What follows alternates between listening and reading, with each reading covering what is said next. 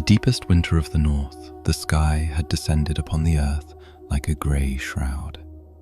Snow had been falling relentlessly for weeks, so much so that people had begun to forget their own village beneath the drifts. At the bottom of the fjord lay a small settlement, Ash Village. It got its name from being burned to ashes by a fire giant 100 years ago. Since that day, no one dared to light a fire. They feared the fire giant's return. Mothers told children who refused to eat about the fire giant. Meals were eaten raw. But people still lived, because there was no other choice. In Ash Village, there were two siblings, Astrid and Bjorn. Astrid was 18, a shield maiden with long black hair and storm blue eyes. Bjorn was 15, skinny but swift, his axe always in hand. Their mother had died years ago. Their father had vanished in a winter storm. The only thing left behind was their father's old necklace, a stone in the center that glowed half like ice, half like glowing embers. One night, Astrid saw her father in a dream. He stood in a dark cave. Instead of smoke, ice came from his mouth, and fire dripped from his eyes. "My children," said the father, his voice both warm and cold, "awaken the stone, otherwise Ash Village will freeze forever or burn." When they woke in the morning, Astrid told her brother. Bjorn laughed at first. "Just a dream," he said. But that day, the old ash pile in the center of the village cracked open. A blue light seeped from the crack, and for the first time, the snow began to melt. The villagers were terrified. Some said, "The curse has returned."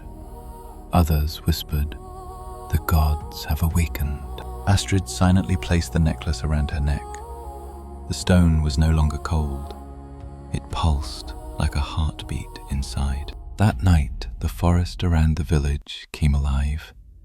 Trees stirred, shadows walked between the branches.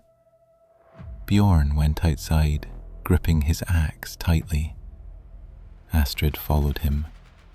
Together, they plunged into the darkness. Deep in the forest, they found a clearing.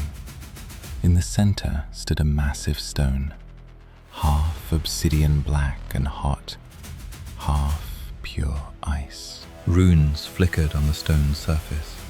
They were the same as those on their father's necklace. The moment Astrid saw the stone, she understood.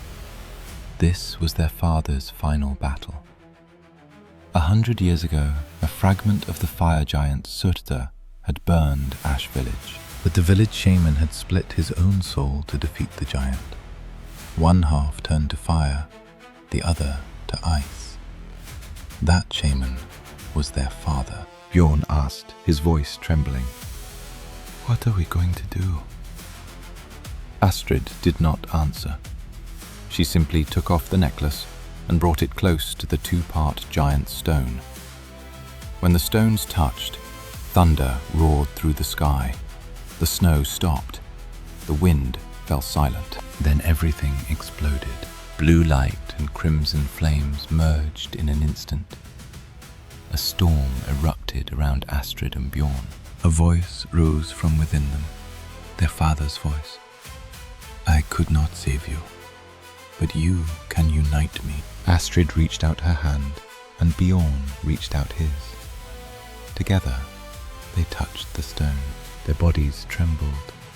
Ice flowed through Astrid's veins, fire through Bjorn's. But they felt no pain, because they were holding each other.